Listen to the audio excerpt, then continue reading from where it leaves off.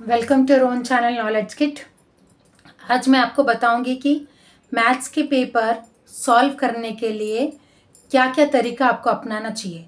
सबका अपना अपना तरीका होता है, लेकिन मैथ्स के पेपर जब आप सॉल्व करने के लिए बैठते हो तो कुछ ऐसी चीज़ें हैं, बेसिक चीज़ें हैं जो आप अगर अच्छे से याद रखोगे तो आप कभी भी जंबल आउट नहीं होगे और आपको अच्छा मार्क्स भी आ जाएगा। मैथ्स एक ऐसा पेपर है जो आप खुशी से करोगे, मज़े से करोगे तो देखना आप फुल मार्क्स लेकर आओगे। वो आपके ऊपर निर्भर है। डरना नहीं है, कभी भी पेपर करते टाइम डरना नहीं है। तो पहला चीज़ आपको याद रखना है, आप हमेशा मैथ्स के पेपर करते समय आप फॉर्मूला, मैथ में आपको पहला रहता है फॉर्मूला। फॉर्मूला को अच्छे से याद रखो, अच्छे से याद रखो। फॉर्मूला अच्छे से रट्टा मार के जाओ, दिमाग में भर के रखो फॉर्मूला को। तो आप जो भी ऑब्जेक्टिव्स आएगा, कुछ भी आएगा, कोई भी ऐसा put the formula get the answer, जो कि मैं बचपन से हमेशा सुन रही थी। हमारे टीचर्स ऐसे ही बोलते थे, put the formula get the answer, put the formula get the answer. तो ऐसे बहुत सारे सिंपल क्वेश्चंस आपको मिलते हैं जिसमें अगर आपको फॉर्मूला याद है, बस फॉर्मूला डालो, आंसर निकालो। तो आपका जो ऑब्जेक्टिव्स आएगा, जो ऑब्जेक्टिव जब आप करोगे, कभी भी आप याद रखो, ऑब्जेक्टिव सॉल्व करते टाइम आपको रुकना नहीं है, आपको नहीं रुकना है। उसको सोच के नहीं बैठना है कि अरे ये ऑब्जेक्टिव का आंसर तो मुझे आता है, क्यों नहीं अभी दिमाग में आ रहा है, अभी तो आ जाना चाहिए था, क्यों किधर गया आंसर। ऐसा मत होना, बिल्कुल पैनिक मत करना। नहीं आ रहा है तब नहीं आ रहा है, छोड़ दो, उस जगह को छोड़ दो, स्पेस छोड़ो, वहां पे दूसरे क्वेश्चन पे स्किप कर लो। लेकिन उसको सोच के मत बैठो, क्योंकि ऑब्जेक्टिव है वो, इसलिए सोच के मत बैठो। बाद में आपको याद आएगा, आप लिखना जरूर, लेकिन उसके लिए जगह छोड़ देना। इधर उधर करके आंसर मत लिखना। एक लाइन में, पेपर में एक तरीके से आंसर लिखना, विदाउट कैंसिलेशन। पहले वीडियो में भी मैंने यही बोला था, विदाउट कैंसिलेशन। ये हमेशा याद रखो, कोई भी पेपर होने दो, कैंसिल किए बगैर आपको लिखना है। तो पहली बात तो होगी, आपको फॉर्मूला याद रखना है, फिर ऑब्जेक्टिव्स जो भी है उसके ऊपर ज़्यादा टाइम नहीं स्पेंड करना है, सोच के मत बैठो फॉर्मूलास लिखने के लिए।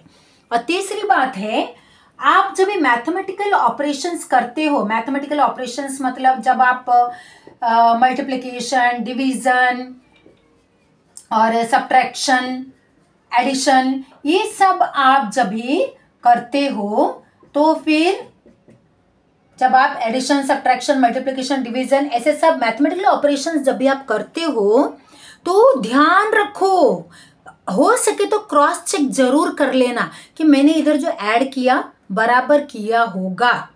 यूनिट प्लेस को ऐड करो, फिर टेंस प्लेस को ऐड करो, हंड्रेड्स प्लेस को ऐड करो। मल्टीप्लिकेशन इतना आपको जंबल आउट कुछ नहीं होना है, बस एक मार्जिन ड्रॉ कर दो और उसी के बाजू में ही ऊपर नीचे डाल के, जैसे मैं अभी अगर 186 प्लस 207, अगर आपको इस तरीके से एडिशन होने में थोड़ा टाइम लगता है तो तुरंत ही ऐसे बाजू में डाल दो, फिर ऐसे ऐड आप आराम से ऐड कर सकते हो। 7 + 6 13, 1 8 + 1 9, फिर 2 1 3 हो गया। तो इस तरीके से एडिशन करते टाइम बहुत बच्चों को दिक्कत होता है, जिसमें से उनका मार्क्स निकल जाता है। लेकिन इस तरीके से अगर आप डाल देते हो, यूनिट के नीचे यूनिट, टेंस के नीचे टेंस, हंड्रेड्स के नीचे हंड्रेड, ऐसे आप डाल देते हो ना, तो आपको एडिशन करना बहुत ही आसान हो जाएगा। वैसे सब्ट्रैक्शन होने दो, मल्टीप्लिकेशन होने दो, आप बस आपका आंसर शीट का यहाँ पे रफ वर्क आप जहाँ पे करना है, आपको जहाँ पे करना चाहिए रफ वर्क, वहाँ पे डालो और रफ वर्क कर लो, आंसर निकाल के इधर डाल दो। जब मल्टीप्लिकेशन करते हैं यूनिट ऑफ मेजरमेंट वाला, जैसे कि सेंटीमीटर, मीटर, ऐसा कुछ भी रहेगा, तो आप हमेशा याद रखो, अगर metre into metre, suppose 12 metre into 5 metre multiply किया, तो ये मीटर स्क्वायर डालना मत भूलना। जैसे कि इधर 60 मीटर स्क्वायर, या तो मीटर स्क्वायर लिखोगे या तो स्क्वायर मीटर, ये डालना कभी मत भूलना। यूनिट ऑफ मेजरमेंट हमेशा याद रखो।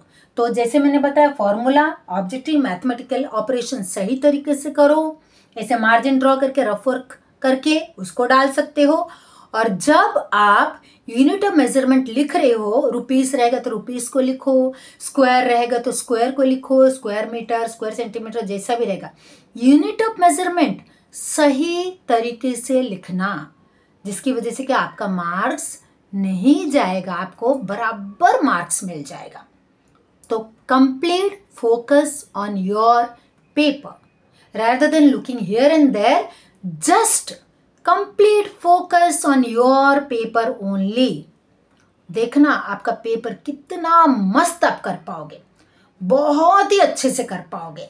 ये सब जो भी टिप्स, थोड़े से टिप्स है, मुझे लगता है कि मुझे देना चाहिए, तो मैंने आपको दिया। देखना, कूल डाउन होके बस पेपर में बैठो, आप आराम से पेपर को कर सकते हो।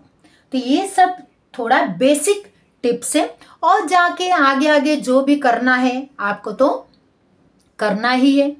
अगर आपका डिटर्मिनेंट वाला सम आ रहा है, मैट्रिक्स वाला सम आ रहा है, अगर आपका कोई सर्कल वाला सम आ रहा है, तो इसीलिए मैंने बोला कि आप हमेशा फॉर्मूला अच्छे से याद रखो, थ्योरम्स को याद रखो। तो देखना आप कभी भी जंबल आउट नहीं होगे। और सबसे बड़ी बात, आपके क्वेश्चन पेपर में एक क्वेश्चन जो रहेगा उसको ध्यान से पढ़ना।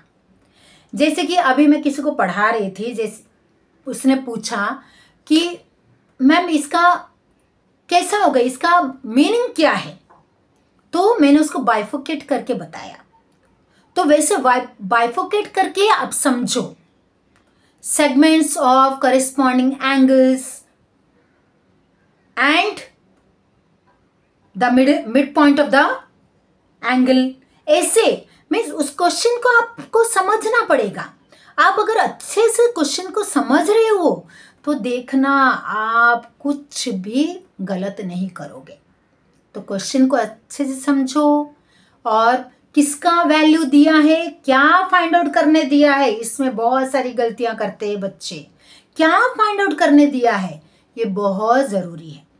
किसका वैल्यू दिया है, वो पहले जिसका भी वैल्यू दिया, वो सपोज आपको एक सर्कल का मैं बता रही हूँ, सपोज आपको रेडियस दिया है, तो आप पहले लिख दो radius is equal to 12 centimetre.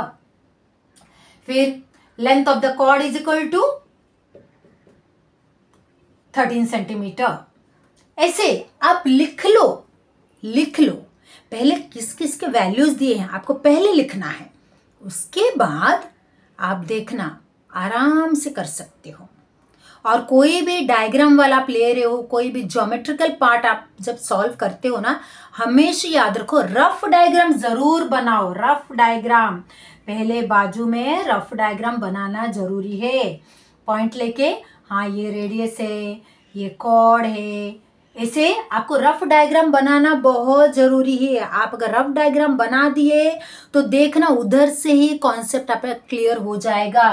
फिर आप ऐसे कर दिए तो ये बन गया आपका एक ट्रायंगल। ये तो मैं रफ डायग्राम ही कर रही हूँ ना, तो ये आपका हो गया कॉर्ड, ये हो गया रेडियस, और ये हो गया आपका डिस्टेंस फ्रॉम द सेंटर।